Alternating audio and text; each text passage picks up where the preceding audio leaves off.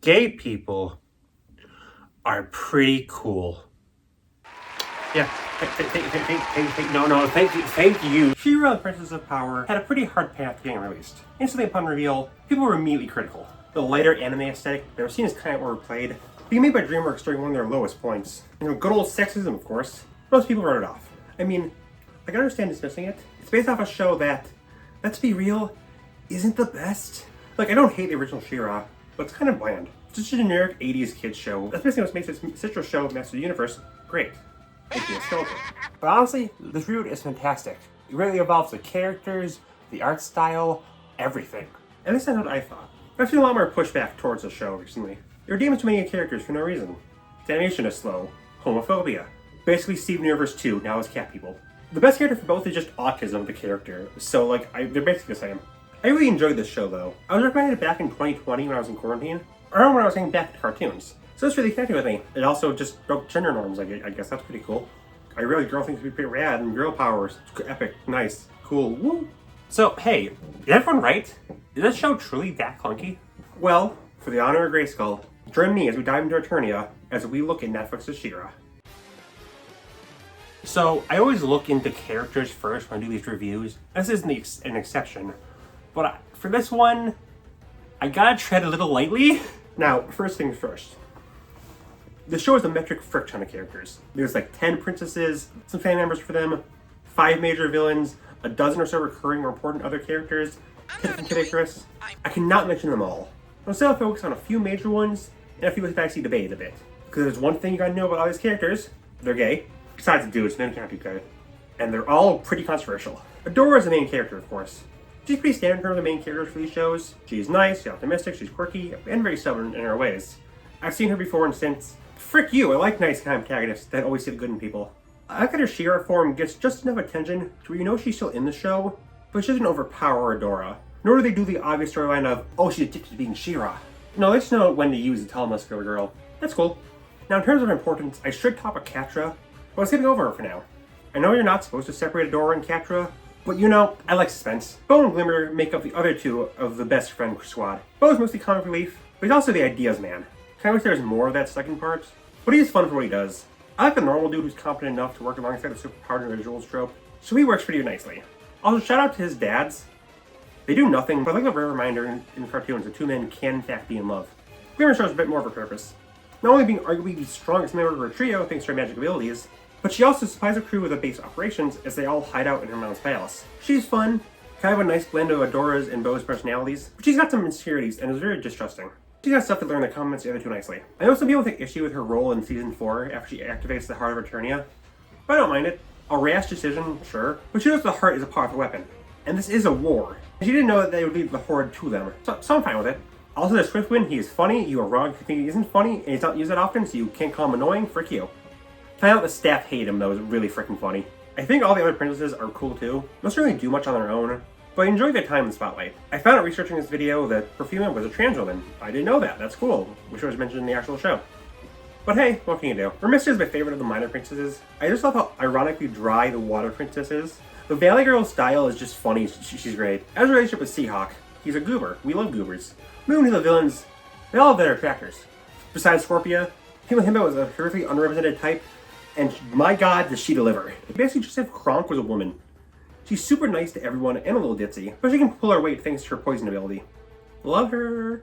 Shadow Weaver is an interesting character. She plays the main role of both the main schemer and heavy for the Horde in Season 1, also being the main commander and nanny for the recruits. But after being replaced by Entrapta and Catra and made prisoner, she seems to become an ally of sort for the Horde. I do like that for most of the show. She isn't fully reformed. She just hates the Horde more than she hates Rebellion, so she'll feed information to them.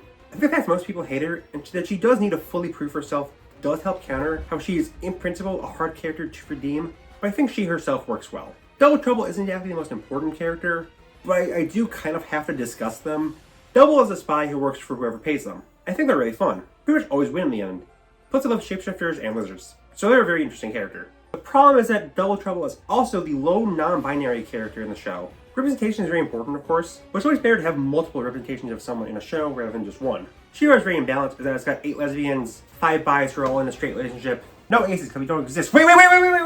And of course, double trouble as a lone enemy. I've seen a lot of enemies cry foul at them because, well, Double is a shape-shifting, shifty lizard creature, and non-human is only ND rep. And apparently this isn't even a true form. They're using their appearance to fool people. Yeah, they have some bad connotations. I doubt it was intended by the creators, but I can definitely see why people would take issue with them. They're a fun character on their own, but I can 100% understand the criticisms. Hordak served as the main villain for most of the series, but eventually gets overthrown by Catra and later his brother. He starts as a pretty standard villain, but the show goes on, he grows a lot, revealing that everything he's doing is to please his brother, that he's extremely insecure, and of course, his relationship with Entrapta. I really love Hordak. He's one of my favorite characters in the show, but to explain why, I gotta go into easily my favorite character, Entrapta. How to make me like a character is very simple. Give them autism. I talked about Entrapta a few times in the past, being my most viewed video on autism, and my best video on my top 60 favorite characters. Entrapta is, of course, very funny. The best source of comedy in the series. It's a really fun, chaotic, neutral take. Bringing the villains not because she's evil, simply because she wants to experiment and they got the best tech. And a really cute relationship with the Hordak. She immediately sees past his scary evil persona and just sees him as a genuine person. And he at first just sees her for intelligence, but later can see her as a genuine friend and confidant. Hot take? Best ship in the show? It's not canon, but I've seen a headcanon or reading that the two track well into the relationship between an ace woman and a trans man. The relationship isn't physical, but they genuinely love each other. And Hordak in general feels trans-coded. Plus more like a character, the more likely I'm going to think of Ace. Granted, Entrapta almost certainly fruits a spaceship, but we accept her all the same. Too bad, apparently you can't be Ace and bi according to people online. I'm Ace and Pan, I'll live. The way characters treat her freaking sucks. Listen, characters can have flaws. I don't want Entrapta to be treated as perfect. But like, that's ableism. That's ableism and sheer on Princess of Power, Netflix 2018. She's canonically a 30-year-old woman and the oldest of the main group. Yet she's treated as a child. Fuma even freaking leashes her at one point. Not to mention they're just oddly really cruel to her. I love this show, but that'll always be a little disgusting to me. Entrapta herself though is a perfect angel. Horde Prime is revealed to be the big main villain in the end. He makes tons of clones himself to try and convert the world in his image. As he's a tyrannical ruler who wants all to be perfect in his own image, and hates all who go against his word. So he's evil god. It is weird to be both Christian and part of the LGBTQ plus sometimes. He serves his role fine enough. I'm not the most memorable villain, but I do want to praise one thing. I like that he never redeemed himself. He's a bad guy. And not just a bad guy, but a pure monster. This show, like Steven Universe, is very heavily criticized for redeeming all its villains. So it's nice that there's just one character who's an utter monster and they do actually kill the dude. That leads us to Catra. Easily both the most popular and the most controversial character in the show. The good parts of her are obvious. She's funny at times. She has a fantastic design. And she is very, very gay. It's not like some other shows where the gay only comes in the end unless you're really looking into it, Korra. But since frame one of the show, you know that Adora and Catra desperately want to smooch. She's also, of course, very tragic. Being molded by the Horde to be a soldier, but just kind of accepting what she is because she knows nothing else. On one hand, she's definitely a major focus in the show, sometimes to the detriment of others. The last two seasons in particular tend to give her major focus over any character not named Adora, to the point where even the main cast becomes secondary. It doesn't help that creator Andy Stevenson admits to loving Catra and her being their favorite character, and the fandom pretty much refuses to admit anything in the show besides her and Adora's relationship exists. Plus, there's two elephants in the room. For one, is this an abusive relationship? I'd say no. They've had their hurdles, of course, but when the two fully decide to date, not just flirt with each other or work together, just flat out date, they're on genuine good terms and have been for a while. No more fighting or using the other. Do you think what happens prior to them finally deciding to be together is too much? I will not argue though. Mostly because I don't know what fandoms want. People claim they love toxic relationships, but I've seen Mario fans genuinely despise Luigi and Bowser as a ship, saying it's too toxic and too abusive, when the relationship is literally just Tom and Jerry shenanigans. Yeah, the most popular ship of last year is freaking Ford and the Evil Triangle, that at first didn't see the true being, and he also manipulated him and tried to have him commit suicide, but on his own brother, also tried to kill his whole family. I don't know what the cutoff for toxic relationships are. But then there's the other thing. Her universe reset. On paper, that's bad. There's a lot of nuance to it though. Yes, she activated a machine to reset the universe. Her plan was stopped and reverted. The reset is meaningless overall. All those people on those planets that you destroyed prior to being redeemed are still dead. You still love him. So I understand why this is too far for Catra. Oh, but she was immediately redeemed after this. No, she wasn't. This happened in the season 3 finale. And everyone hated her for the rest of the series. They teamed up because they had no other choice with the oncoming threat of Prime. She didn't fully redeem herself until the ending. The other dimension version of her did some awesome stuff, but that ain't our Catra. There's like 50 Superman for alternate universes who eat babies. We still have our Starman waiting in the sky. I get why people may not like Catra, but to me, she is great. The best character is a little baby Hordak who just mysteriously disappears for most of the final half of the show. Until we see him with baby character Pit and Lizard. What a goober. Okay, it's now time for me to cram all the important parts of the review into one segment. When it comes to animation, it is of course very pretty. It takes the anime-inspired style that was first done by DreamWorks with Voltron, but it's arguably even better and brighter than that show. The animation is very clearly inspired by anime, which leads to very distinct redesigns for all the characters. Like DuckTales, which I just covered, this is a rare reboot. The redesigns are so good, they more or less overtook the original designs in the public consciousness. This is what you think when you think of these characters. In terms of actual movement, admittedly it can be very stiff, especially when they're running, but it's never too distracting. Fight scenes are fine. None are too memorable, but generally fights are brief and include a lot of banter between the characters, because I find they don't focus mostly on the action. This leads us to the writing and the plot. These go hand in hand, of course. So unlike usually where I just, in the next segment, go over a handful of episodes I really like, I'm just going to go over the entire show, season by season, in broad strokes. The first episode makes a good case for the show. Seeing Adora and Catra bond and do evil horde things, for Adora makes the shocking revelation that she might be a little freaked up and evil. Allows us finding the sword and light hope. Glimmer and Bow pop in, say you're evil, Adora responds with nuh-uh, and now they're besties. We slowly meet the other members of the princesses, and we see more how the world works, until they're all forced together to go to the princess prom. And when they're getting dressed, they play a song that I swear to God, I'm not crazy, right? You hear it too, right? I'm not crazy.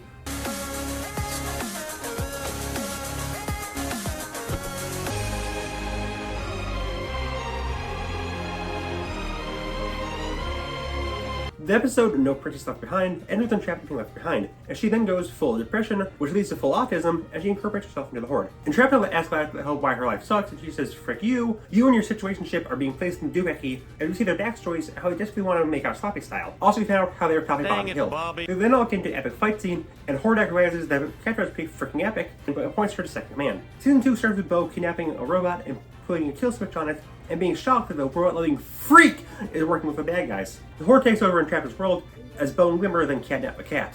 But she's a master of the ancient black magic ninja art of being annoying, so she escapes. They then play D&D.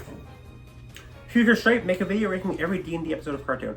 I like that Bow's imagination spot has them all wearing their clothes from the original show. Crew keeps taking L's, and Cheddar Weaver takes the biggest L of being sent to Brazil, but she hacks off before that. We meet the one reminder that guys can like other guys, and while Glimmer is super greedy and forces herself in the middle of a hug, Baby Turnabout reveals that Catra is a sussy baka, so Hordak reveals his brand new Nader and prepares to send her to Brazil.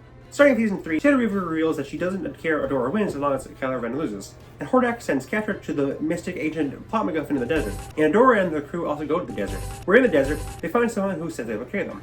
Spoiler alert, she betrays them. So in the desert, Catra ends up running over the desert by 100% killing this random lizard man, and then in the desert, everyone fights and Catra wins and escapes the desert. She then sends Entrapment to Brazil and tells Hordak that Entrapment really did run away with a hot robot man. Hordak presumably its entire bucket of ice cream, and Catra activates the Nader, except not really because Adora remembers a time where significantly less people hated her. As we snap back to reality over gravity as Season 4 begins. Season 4 will he just Hordak beefing up his army before his brother comes over for Thanksgiving dinner, and the Alliance tries their hardest to not get really screwed over. They fail. But also there's that one episode focusing on the Horde Kid, and Pickett Icarus has the rawest scene in the show, where he just powers through the burning inferno for the sake of his poly pals.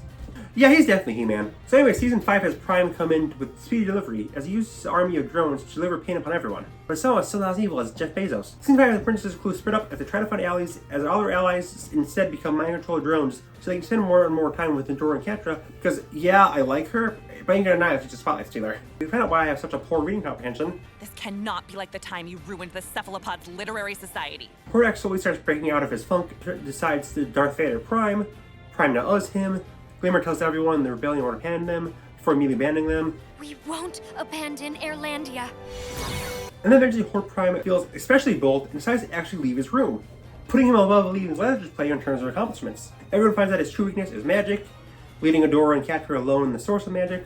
They do the only scene you've seen from the show. Prime loses the staring contest, everyone gets together, the main four frolic in the fields like the gay little goblins they are, affectionate, and apparently according to Stevenson, everyone has a million children. I don't know, I thought the show was pretty well paced. Mostly major plot episodes with a few fun side episodes between them. Even Season 5 gives some episodes to less thought about characters rather than being a full season of nothing but Catra. Yeah, honestly, I don't know what I was expecting on this rewatch, especially with a more critical eye, but now, I think I still really love this show. While She-Ra and Princess of Power is certainly no masterpiece, I still think it holds up. Okay, it's not super old, but like, shut up. Despite some stiff and occasionally unnourishing animation, And the treatment of Entrapment that is genuinely so insulting. I don't understand writing off the show for that entirely, depending on who you are. This is a very fun show with super strong characters and a pretty gripping story. Dare I say it? It might be the best of the modern story-driven cartoons in terms of actually telling its story. No weird cutoffs or long periods of paused episodes, just a lot of fun character moments and the constant looming threat of the horror in later prime. Most certainly, there are problems. It's certifiably on the edge of greatness, but overall, I'll say Netflix's Shira still remains strong. I was like, holy frick, dude, I love gay people. And that was Netflix's Shira and the Princess of Power. You know, here goes to show what you can do when you have the honor of Grayskull.